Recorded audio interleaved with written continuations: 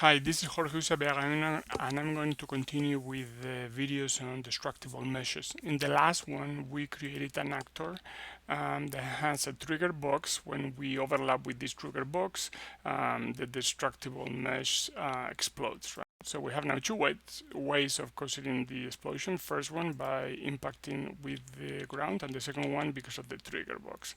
And we see how some of the chunks disappear because they are at a distance farther away than in the maximum that we've set for removing debris, and other ones don't, right?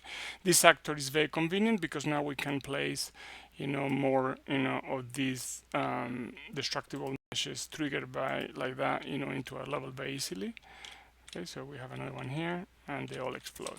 Right now, one issue that we have is that the location of the destructible mesh and the trigger box is fixed. The only way that we have to change this right now is in the viewport, sorry.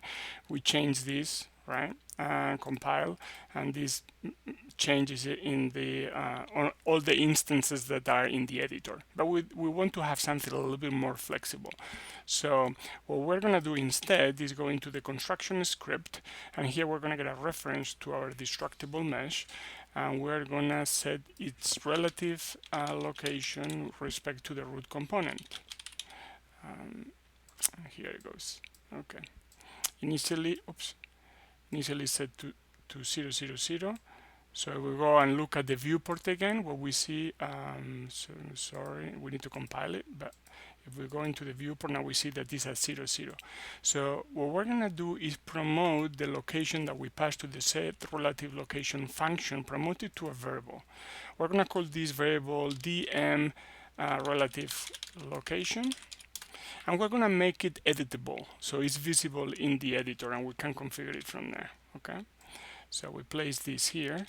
When we compile it, we're allowed to give it a default value, and we don't want it by default to be at 0, 0. So let's place it at 100, 100, 200. So it's a meter on X, a meter on Y, and 2 meters higher.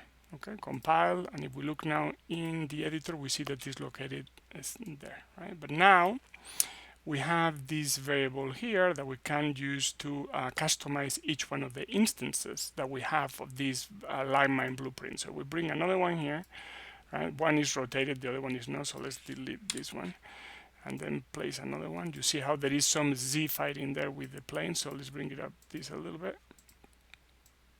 Right there.